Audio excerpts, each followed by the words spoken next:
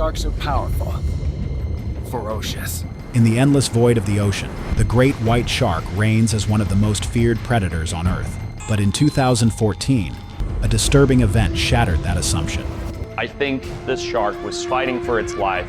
A healthy, 9-foot-long great white shark, tagged and tracked by Australian scientists, vanished. Months later, its tracking device washed ashore carrying chilling data: a rapid descent into the abyss, followed by a sharp temperature spike. The implications were terrifying. Something out there had eaten a great white shark whole. This is the largest bite out of anything I've ever seen in my life. What experts found about the predator responsible was not only unexpected, it changed everything we thought we knew about the ocean's apex predators. Let's take a look. The mysterious disappearance of shark alpha. Back in 2014, a team of marine biologists in Australia tagged a healthy female great white shark as part of a long-term research project to study migration patterns.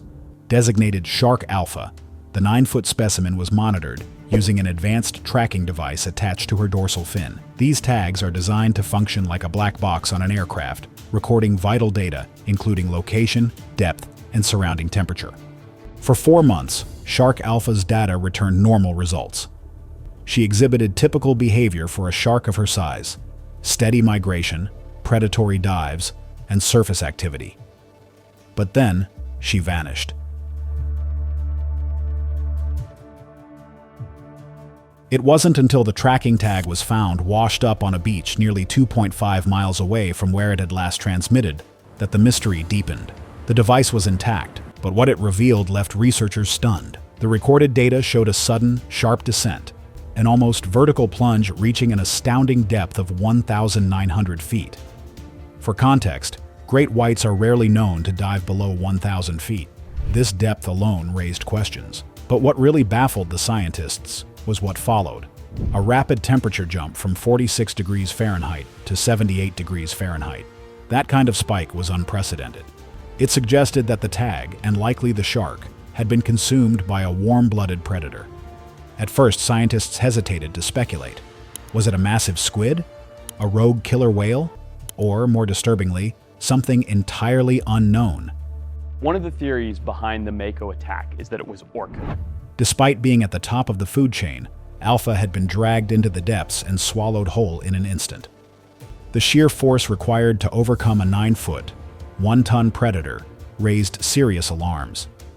Shark Alpha had not succumbed to disease, exhaustion, or injury. She had been hunted and effortlessly overwhelmed by something much larger and much more powerful. This wasn't a missing shark mystery anymore. It was a hunt for an apex predator that somehow sits above the great white on the food chain. The event triggered one of the most intensive and perplexing marine investigations in recent memory. And as scientists dove deeper into the mystery, what they found about the predator that ate the great white shark began to reshape everything we thought we understood about life beneath the waves. Inside the black box, what the experts found. When the tag from Shark Alpha was retrieved and the data analyzed, scientists were not prepared for the story it told.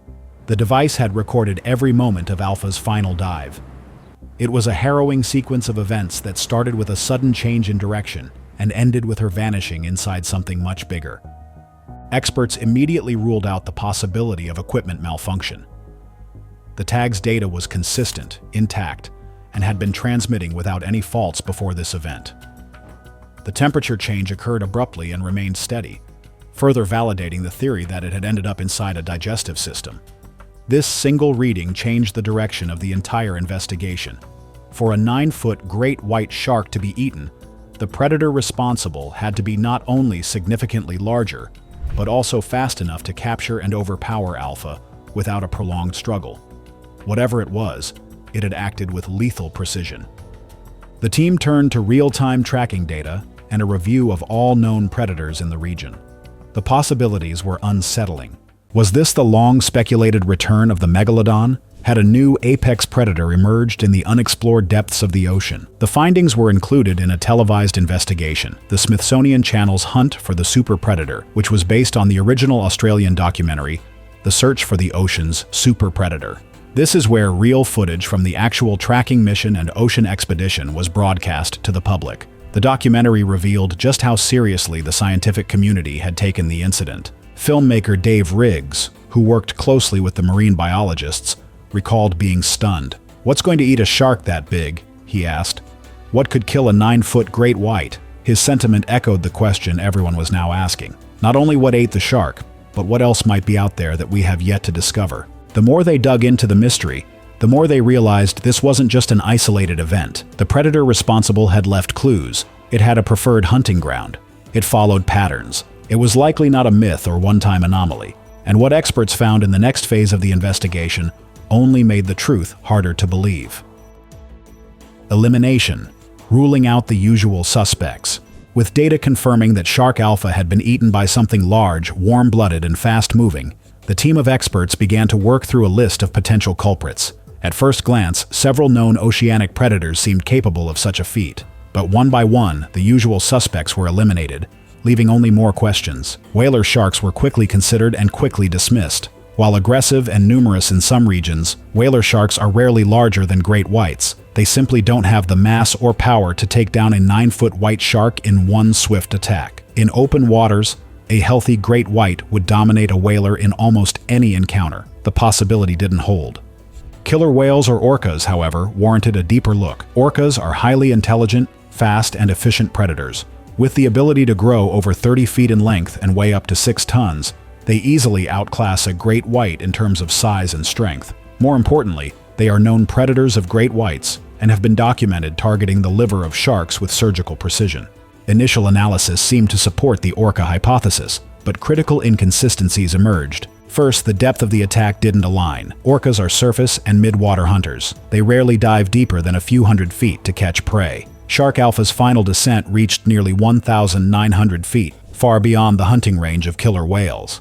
Second, the temperature recorded inside the predator was too low for an orca. Orcas maintain internal temperatures close to that of humans, around 100 degrees Fahrenheit. The tag recorded 78 degrees Fahrenheit, too warm for ambient ocean temperatures, but too cool for a mammal like an orca. That data point alone effectively ruled out the killer whale. Next, the team considered the giant squid. These elusive creatures can grow to lengths of nearly 60 feet and dwell at depths between 1,000 and 2,000 feet, precisely where Shark Alpha disappeared. Their long, sucker-lined tentacles are capable of stunning attacks, and they are believed to prey on deep-diving species. But again, there were critical flaws in this theory. Most notably, giant squids are cold-blooded. A tag swallowed by one would not reflect an internal temperature of 78 degrees Fahrenheit. Additionally, while they are formidable, giant squids are not typically associated with ambushing fast, powerful animals like great whites. The method of attack described in Alpha's data didn't align with squid behavior. At this point, every known predator had been evaluated and ruled out based on scientific data. None of them matched the profile recorded by the tag. The reality grew more unsettling. If not these known creatures, then what? The idea of an unknown megapredator lurking beneath the surface was beginning to gain traction. Experts now had to consider the possibility that the ocean's deadliest killer might be something completely unclassified, or worse, a known species operating on a level never before recorded. What they would discover next would turn the investigation upside down. Into the kill zone, the expert dive mission. After exhausting all logical explanations for Shark Alpha's demise, the team of marine experts shifted their focus to the location itself. The data pinpointed the shark's last known position to a deep undersea trench off the coast of Australia, a place ominously referred to by researchers as the kill zone. This region is a vast underwater valley stretching miles beneath the surface, known for its unusually high biological activity. Nutrient-rich gases and minerals venting from the Earth's crust attract dense swarms of marine life, from small crustaceans to large predatory fish. Naturally, where prey gathers, predators follow. Great white sharks are frequent visitors here, likely drawn in by the abundance of food, but so are other top-tier predators. This location, buzzing with undersea life, is a pressure cooker of aggression and survival. It was here, amid this chaotic marine ecosystem, that Shark Alpha was attacked and consumed whole. To get answers, the team decided to conduct a direct exploration of the kill zone. But diving to such depths especially in predator-infested waters, presented serious risks. To minimize danger, they engineered a heavily fortified submersible, a makeshift but advanced underwater vessel with reinforced metal plating and 5 layers of protective fiberglass, specifically designed to withstand attacks from the fiercest sea creatures. Once deployed, the mission immediately encountered hostile conditions. Only 65 feet below the surface, the submersible was swarmed by over 40 aggressive whaler sharks, followed closely by a of killer whales. The team was surrounded on all sides. Visibility dropped. Communications were strained. The underwater vehicle withstood the assault, but the risk of being immobilized or breached was too great. Within minutes, the crew was forced to abort the dive and return to the surface. Despite the premature end to the mission, it yielded one crucial piece of information. The kill zone was dominated by 2 species, killer whales and whaler sharks. Their behavior in the area was unusually aggressive and territorial. The presence of multiple apex predators competing in one confined region added new layers to the already complex mystery. The scientists now had a new working theory. If the killer wasn't one of the known species populating the kill zone, perhaps it was a more elusive predator, one that preferred the deeper waters, one powerful enough to dominate even apex hunters in their own territory. The investigation would soon lead them to a far more unsettling conclusion. What if the killer was another great white shark? The breakthrough. Patterns in predator behavior. Faced with a dead end after the failed kill zone dive, the research team returned to the data. They began reviewing years of archived tracking information from other great white sharks tagged in the same region.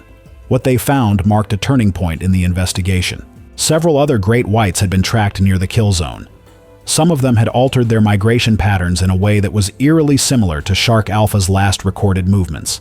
Specifically, they showed abrupt course changes, sharp dives, and in some cases, sudden disappearances from tracking altogether. In these instances, while the tags were not always recovered, the behavioral patterns were remarkably consistent with what Alpha's device had shown. Most of these anomalies occurred within a similar time window and location, strengthening the case that a large, dominant predator was actively patrolling this area. Even more compelling was the reaction of other sharks to the region.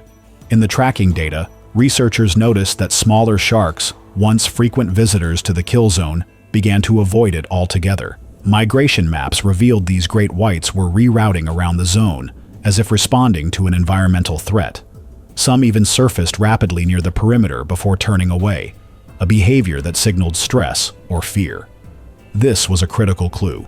It suggested that the killer wasn't just passing through the kill zone. It lived there, and not only did it live there, but its presence was enough to deter other apex predators.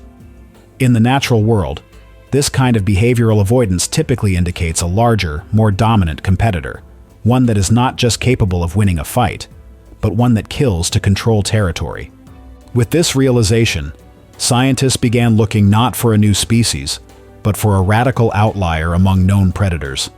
Something large, something warm-blooded, something capable of killing other sharks, including one as large as Alpha, and doing it efficiently. Their breakthrough came when they re-examined body temperature data from migrating great whites known to pass through the kill zone. One pattern stood out. A particularly large great white shark, estimated at 16 feet long and over 2 tons in weight, showed not only similar diving behavior and internal temperatures, but also matched the exact thermal signature recorded inside the animal that consumed Alpha. The data finally lined up. Shark Alpha hadn't been devoured by a mystery monster, a squid, or a killer whale. She had been eaten by another great white shark, a cannibal predator at least twice her size, a shark that other sharks feared.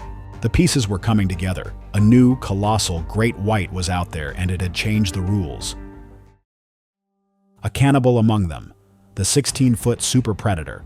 With mounting evidence pointing toward a supersized great white shark as the culprit behind Alpha's disappearance, the scientific team narrowed their focus to a chilling hypothesis: cannibalism. The idea wasn't without precedent. Intraspecies predation, where a larger shark preys on a smaller one, is documented among various shark species. But this wasn't an ordinary case of opportunistic feeding. Shark Alpha had been stalked, overpowered, and eaten by something that dwarfed her in size and power.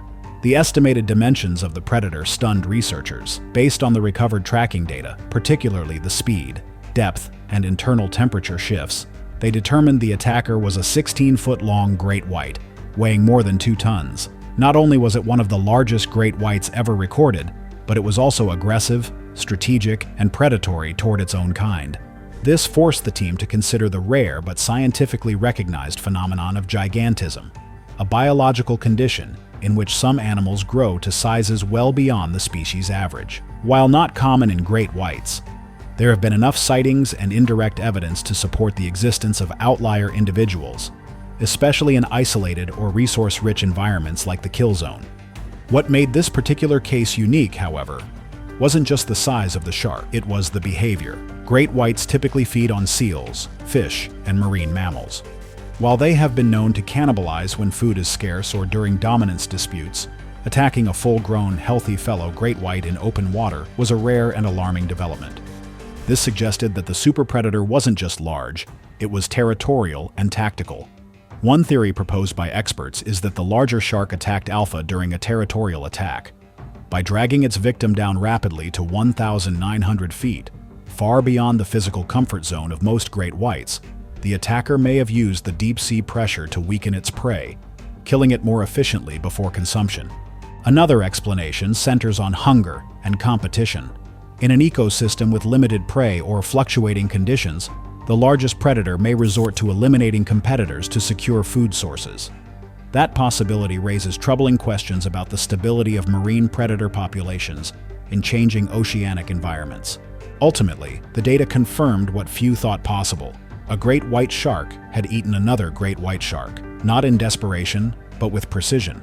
It was predation, not scavenging, and it challenged long-held assumptions about great white behavior. The presence of such a super predator changes everything. If this individual exists, how many others like it are out there, and what effect are they having on the behavior and migration of other marine species? This revelation wasn't just fascinating, it was unsettling. Because if even great white sharks can fall victim to larger versions of themselves, then the true apex predator of the ocean may still be lurking, undocumented, and misunderstood. Implications: how this changes everything. The discovery that shark alpha had been eaten by a much larger great white shark forced scientists to reevaluate some of the most fundamental assumptions in marine biology. For decades, the great white shark has been considered the apex predator of the ocean, occupying the top of the food chain, largely unchallenged. But what experts found about this cannibalistic superpredator suggests something far more complex and far more unsettling. First, it challenges our understanding of size limits in great whites. The confirmed existence of a 16-foot, 2-ton specimen exhibiting predatory dominance over smaller sharks hints at the possibility that great whites may grow larger, more frequently than previously thought. Gigantism among these sharks may not be as rare as assumed. If this individual is not a complete anomaly, then our models of shark population dynamics used for conservation and behavioral prediction need urgent revision. Second, it alters views on great white hunting and social behavior. Until recently, great whites were seen as largely solitary, but non-cannibalistic in the wild. Opportunistic, yes. Predatory, absolutely. But intraspecies killing of healthy adults was not part of the established behavioral playbook. The fact that alpha was not scavenged but actively hunted and devoured points to a predatory hierarchy among great whites themselves. This supports new thinking in shark ecology, that territorial behavior among sharks may be far more aggressive and deadly than previously documented. Areas like the kill zone could be functioning not just as hunting grounds, but as dominated territories, policed by hyper-aggressive superpredators that attack intruding sharks, much like lions or wolves, assert control over a range. Third, it raises the real possibility that cannibalism is not only present, but potentially widespread under the right environmental pressures. As oceans warm and prey distribution shift, larger sharks may be adapting by targeting smaller conspecifics, especially if those smaller sharks pose competition for limited food. This introduces a potential feedback loop where apex predators are self-regulating through intraspecies predation, something rarely modeled in ecological studies. Fourth, it has serious implications for shark conservation efforts. If great whites are being preyed upon by larger members of their own species, current population estimates and mortality rates could be off significantly. Juvenile and mid-sized great whites may face far greater natural threats than scientists have accounted for. This undermines the idea that human activity, such as fishing, bycatch, and pollution, is the only major factor driving their population decline. The ocean may be more hostile to its top predators than we ever imagined. And finally, it changes our perception of oceanic ecosystems as a whole. If the most feared predator in the sea can be taken by its own kind in coordinated, high-speed attacks at nearly 2,000 feet below the surface, then what else do we not understand about deep-sea dynamics? What other species may behave in ways we've never recorded, simply because our technology has never seen it happen? This single event forces a total rethinking of dominance, survival, and the unseen forces shaping life in the depths. The unknown still lurks, what experts fear most. Despite the breakthrough discovery that a supersized cannibalistic great white shark was responsible for the disappearance of Shark Alpha, the event left experts with more fear than relief. Yes, the culprit had been identified, but the implications went beyond a single incident. The case underscores one critical truth. We know frighteningly little about what truly exists beneath the surface. Over 80% of the world's oceans remain unexplored. That's more than enough space to hide hundreds, if not thousands, of unknown species, including predators capable of behaviors never before observed. And if a known species like the great white can behave so differently under certain conditions, what else have we misunderstood or failed to detect entirely? The scientists involved in the investigation recognize this. The original theory that some unknown, possibly ancient megapredator like a megalodon had resurfaced might have been false in this instance. But the possibility remains. If the ocean can still surprise experts with something as simple and sinister as a bigger shark eating a smaller shark, it stands to reason that the sea is still holding secrets much larger, much deeper, and perhaps much more dangerous. Moreover, Alpha's case highlights the limitations of current marine tracking and observational technologies. Until this event, there was no framework in place to even consider great white on great white predation at this scale. It was never measured, expected, or predicted. It simply wasn't supposed to happen. That raises a more chilling thought. What else has already happened in the depths, untracked, untagged, and unreported?